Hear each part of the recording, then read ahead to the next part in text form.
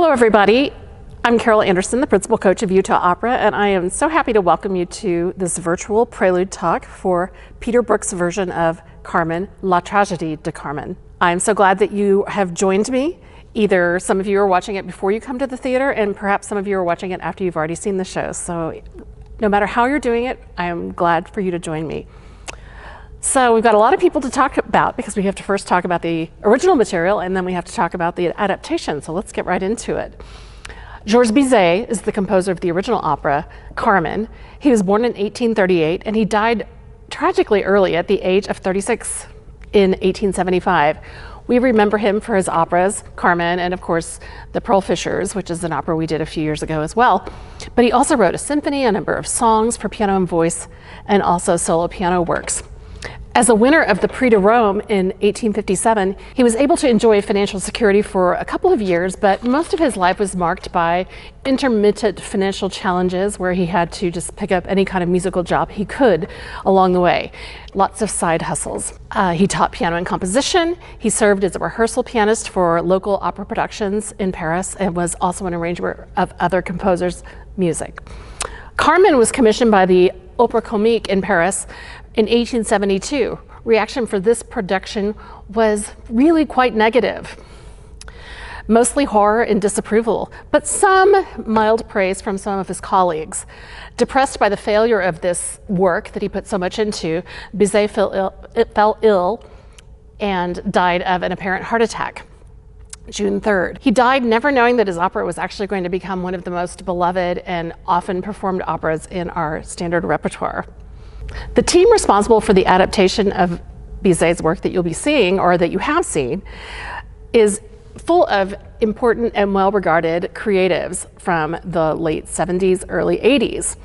Peter Brook is a living British director, and he's possibly the greatest British director that's alive currently. He's 96 at this point. He's highly decorated. He's won Tony Awards. He's been named Order of the British Empire. He has won Oscar.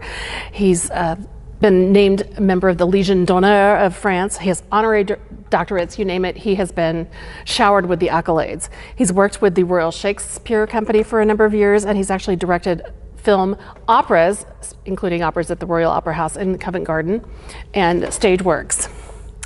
The collaborator for this work was a script writer by the name of Claude. He died just this past February.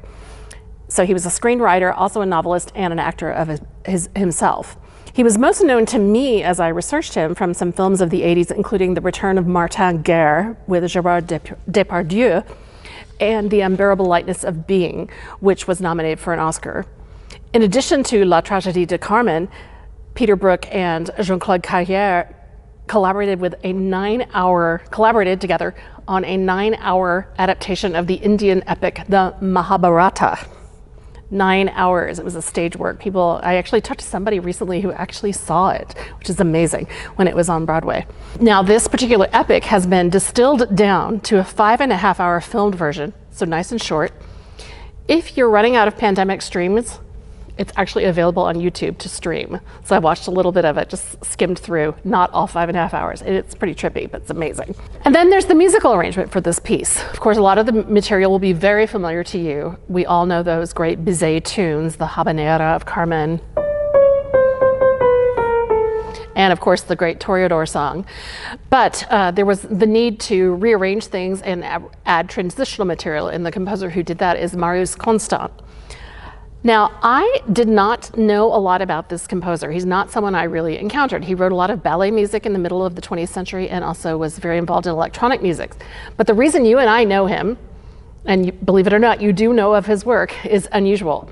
So in the 50s, he was engaged by CBS Studios to write a lot of stock music and just to kind of create music that they could have in their library to use when they needed to. So he did that, and it was often not used because it was a little bit dissonant and edgy. Then he went on to his next projects. So a few years later, they were looking for a theme for the second season of a new sci-fi anthology series. Submissions by many of the legendary Hollywood composers were rejected until finally the man responsible for finding this theme dug up some of these old submissions of Constance. He took two of his works that involved electronic guitars, some winds, and some eerie bongos, put them together, and that became the theme that we know so well as the theme to the Twilight Zone. And in fact, Marius Constant didn't even know that his music was being used for this until a number of years later. La Tragédie de Carmen was first performed in an arena-style staging in Paris. This is where you have literally an arena, like a playing space in the middle, and then the seats arrayed around it. It was actually quite like what you would imagine a bull ring would be like. In fact, the playing surface of that original production was sand, so it was exactly like a bullfighting arena. After the Paris run, the production moved to the Lincoln Center Theater in 1982. Both of these productions employed 3 casts so that they were able to do performances every day. Typically, opera has several days built in of rest for the performers, 1 at least, often 2 or 3, just because of the fatigue that singing takes on people. So they solved this problem by having multiple casts so that they could rotate people out. If you find yourself interested in theatrical things in the dramatic process, and you understand a little bit of French, which I understood just enough to sort of get this, another fascinating YouTube offering, and it's much shorter than the Mahabharata, is a piece called Les Secrets de Carmen. It's about a 45-minute documentary that shows how Brook worked with this cast and with the musicians of the orchestra to put this production together. It's kind of a fun time capsule of 1980s life too, because there's some very groovy outfits worn for the days that they're doing movement. There's a whole series where they're all practicing somersaults, I guess, as they're just sort of doing team building and movement building. So it's pretty fascinating, and I love, since Peter Brook's British, his French was just slow enough for me to understand it. So for this adaptation, La Tragédie de Carmen, Brook and Carrière stripped down the work to just 4 singing characters and 3 speaking roles. Carrière also restores some dialogue from the original novella by Prosper Mérimée. The piece itself is in just 1 act and runs just under an hour and a half.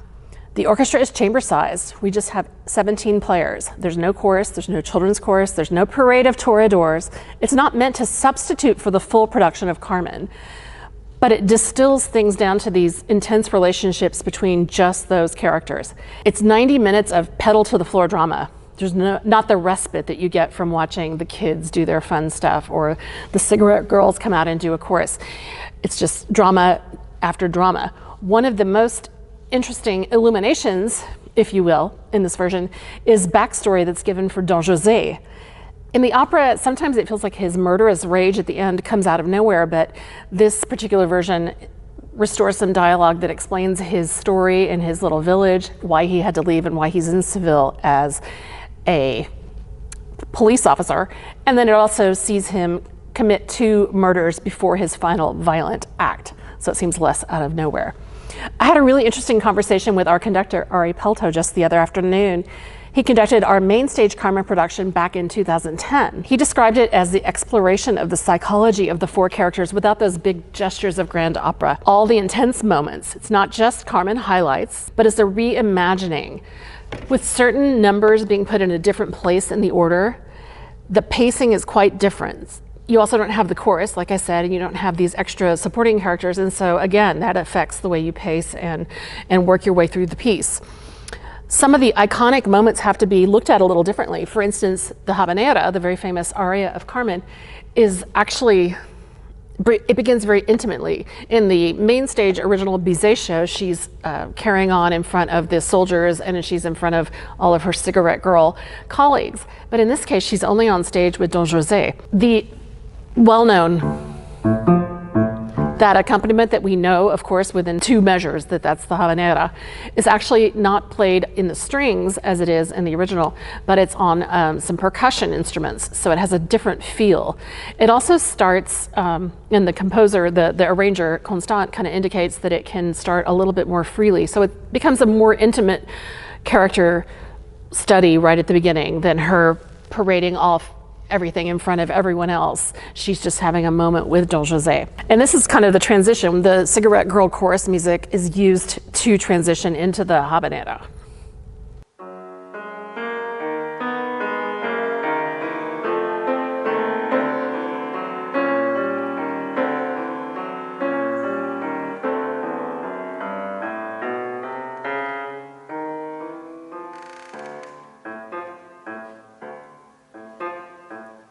And then we don't have any of this other instruments. Just for the very first iteration of the melody, we just have Carmen and the drums. Remember those drums too, because that's kind of how the piece ends, with the drums fading into infinity. Another place that's very different is this famous Toreador song.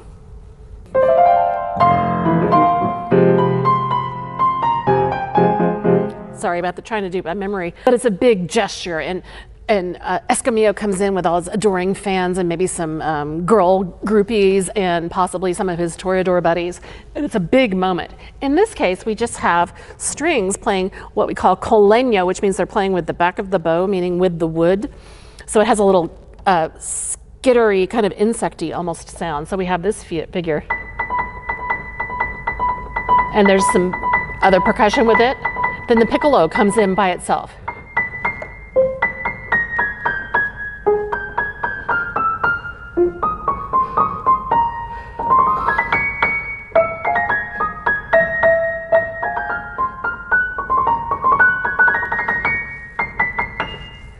The accompaniment is a little bit more mellow at the beginning. Normally it's, in this case it's, and it's meant that these singers who have done these roles in the other version, in the case of Kristen Chavez, our Carmen, she's done it hundreds of times in the original version, but this is her first time in this adaptation. They have to explore these arias that they've sung so many times in a different way to make it make sense within the context of this adaptation. Want to mention a couple of the things that you're going to see on stage, and as far as pandemic protocols, we're still not out of the woods, although many of us are now vaccinated and able to start re-entering the world of whatever normal is these days. The singers are being tested every 3 days as per county and company regulations, and the winds and brass are also being tested on that same schedule. So it's great because we were able to have them back in the orchestra. We had only strings and percussion back in the fall, if you recall, if you were with us for the fall production. We're not going to be using the pit still. We're not going to use it until the fall. So the orchestra is once again on stage. And in fact, you can see these gray walls that are maybe off on the side here. These are like scrim walls that have been built that just haven't been moved over to the theater yet. And the orchestra will actually be behind those, and then these have become projection surfaces. We also have a really interesting structure that's part of this production that we haven't had in the past. Because the air circulation on stage isn't great in the old Capitol Theater, we have built something called a plenum to help with the aerosol removals from the winds and brass especially. So you'll have these walls, and then you'll have the orchestra behind them, and then this plenum is a giant box that runs almost the full width of the stage behind the wind and brass players, and it's taller than they are, so it's a big open box, and it uses the pressure, the positive pressure of the theater, pushes the air past the wind and brass players and then out 2 chimneys, and it vents to the outside behind the theater. So it's been a big engineering project, and we actually have people from the engineering department of the University of Utah that have been working with us in Abravanel Hall and also in Capitol Theater to help us understand and prepare for the proper protocols around these aerosol creations. Our production of Tragedy of Carmen uses a mix of real-time action on stage with the actors and video projections that we filmed ahead of time. The projection surface is this scrim that we're seeing in the rehearsal hall, which is about to go over to the theater a little bit later. This also serves as a barrier to separate the singers from the orchestra so that everyone's aerosols can be kept separate. We filmed all the video moments over 2 days at Salt Lake Community College's Center for Arts and Media. It's an amazing facility down there in South Salt Lake with recording studios and sound stages and editing studios. I didn't even know it was there until we went down there to do the filming. We filmed all of the video at Salt Lake Community College's Center for Arts and Media, which is an amazing facility down in South Salt Lake. Our director and video designer collaborated to create the scenery that we want to use. It's all done with green screen in many ways, and then in a couple of cases it's just live video. So this is how we set the scene without having a lot of scenery. Our designer has been with us before. His name is Tlaloc Lopez Waterman. He designed the amazing projections for our production of Norma that took place in Bravenel Hall in 2019. So it's great to have him back and his amazing vision for these videos. And they will do a great job of kind of helping with the storytelling. The production idea from our director is that Don José begins the opera in jail, and he's in jail for the events that are about to come. So most of the action is in the form of a flashback. Don José has done several murders, but the final one is what finally puts him in jail. There's also a silent, mysterious figure of fate that our director has brought into the show. This is our resident artist, Edith Grossman, who was Elle in The Human Voice in the Fall. She will not sing, but she will be a looming presence and really helping direct the events that bring our characters to their final fate. She's very obvious because they've costumed her in a very fanciful wig, and she's wearing costume pieces that appear to be from a different time than the rest of the cast. So therefore she's clearly identified as someone not of the reality of these people. Tragedy of Carmen begins in quite a different way from the opera. It starts out with a viola solo using the melody from Carmen's card aria. In this card aria, she talks about how no matter how many times you turn over the tarot cards or the fortune-telling cards, it's always showing death, death, death, no matter. So the idea of having that as a framing device, this is the beginning music and the final music of the piece, shows that fate is what's controlling everything and that there was never any hope for any of these people to escape what was going to happen. So just to remind you, if you don't remember what that melody is,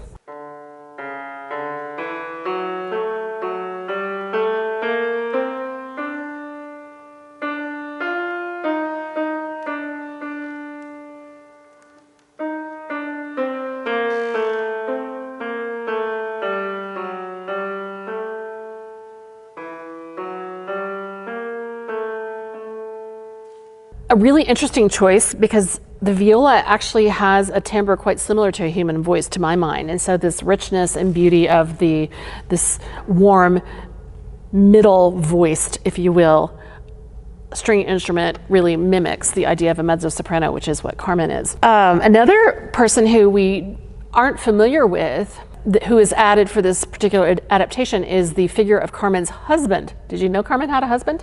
In the original novella, she does, in the novella by Prosper Mérimée, and his name is Garcia. The famous card aria appears for the scene where we meet Garcia, and it's a little bit awkward because there's a little bit of a marriage ceremony or a sort of commitment ceremony between Carmen and Don José, with this music going behind it. This is the accompaniment of the card aria.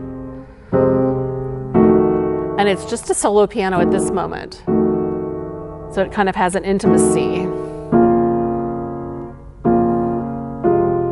It's very awkward. They have this marriage ceremony, this music starts, Garcia shows up and it's like, who the heck is this bozo?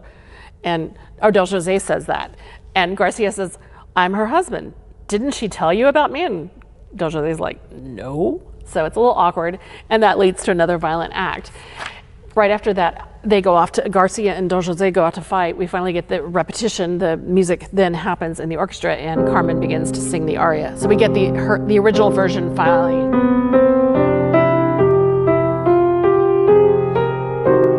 It's been teased all of this time, and now we finally get to hear it. Then we have the entrance, and we've already seen her earlier, of Micaela, the re-entrance of Micaela. She is Don José's childhood sweetheart from his little village. It's like a little Basque village. So we've already met her where she was coming to bring a little money and greetings from Don José's mother, but she comes back here and she goes to this very unusual place where the hideout of Garcia and Carmen and all of these folks is. And she has a wonderful aria. In the opera, she's kind of praying for strength as she goes into this dangerous area with all these frightening smugglers. Same sort of idea, still praying for strength, but it's got a little bit different feeling, again, because she's not surrounded by enemies. It's just her coming up to Carmen. So it's actually, and we have a confrontation between Carmen and Micaela that doesn't really happen in the opera. For this aria has what we call an ABA form, so the first section repeats almost exactly with a contrasting section in the middle. But in this case, that A section, the second time, has an added line from Carmen. So it becomes a duet between Carmen and Michaela, which is very interesting. And it uses some of the gestures from the card aria. So we have Michaela singing.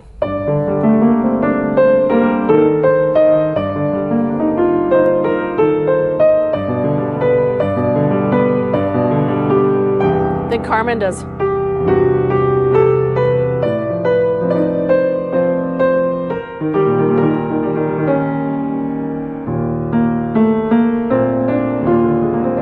Constant, you know, he had a hard task in that he had to write transitions for music that was already beloved, well known, but I think this is an interesting addition to make this a duet at this moment.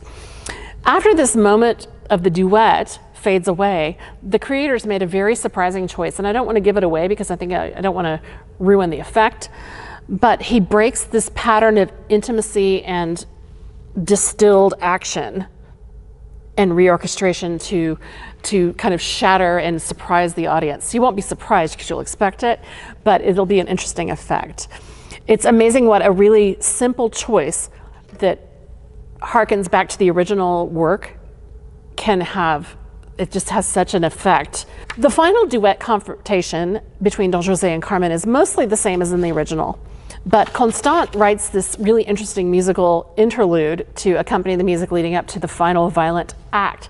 And I want to play a little bit of this. It's so unexpected in the context of all this music that's very obviously Bizet. Constant studied with some of the great composers or the great pedagogues of the mid-20th century, so it's not surprising that he was influenced by other composers that were working at the same time. Like he studied with Nadia Boulanger, who's a very famous pedagogue who taught in Paris and taught like Copland and all of the important composers really essentially of the 20th century. So he also studied with her. He writes this interlude that suddenly sounds like the music of Francis Poulenc. And Poulenc is, of course, the composer of The Human Voice that we heard. But in a way, it harkens back to his grander opera, The Dialogues of the Carmelites. And every time I played this in practicing, I thought, Dialogues of the Carmelites is suddenly happening in the middle of Carmen. So we have, she says, free I was born and free I will die.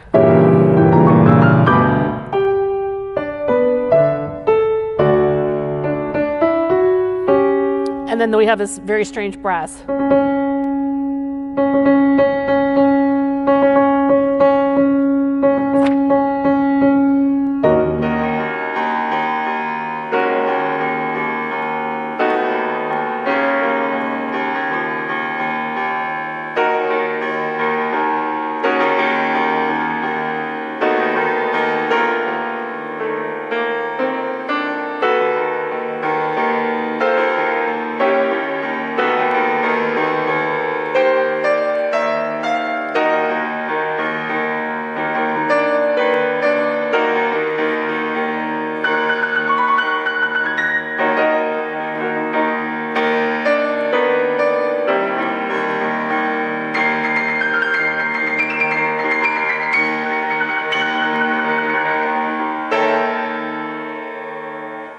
Suddenly, it's a whole different world that we see with these little blips of Carmen music. You have the theme of the Toreadors, you have the theme of fate, all of these things that happen. And it's really kind of an interesting interlude to lead to the final music that accompanies the final act. And of course, we have that viola again that ends, and then it ends with, the music ends with the fading away of the drum figure, the percussion figure from the reimagined Habanera. As she said, the bird, you know, love is a rebellious bird, and so the rebellious bird fades away into the ether. So I want to thank you so much for joining me for this little talk. We can't thank you enough for your support of Utah Opera and Utah Symphony during this pandemic. We've all had to be so flexible in our planning of performances and your expectations as we've had to return to the stage with new ideas and new programming. And we're grateful for your patience and for your loyalty. I know that we all share a desire to return to normal, whatever that's going to be, and we are so excited to bring opera with full chorus and orchestra in the pit back to the Capitol Theater in the fall. So my greatest desire for USUO and for those of you out there is that we will identify and retain the useful and effective things that we've learned about ourselves during this strange time, and about our art form as well. And then we will get rid of those things that are just not going to serve us in the future. And so I wish you all the best in that journey. Stay healthy and safe as you navigate reentry, and we look forward to seeing you back in the theater in just a few months. Thanks so much.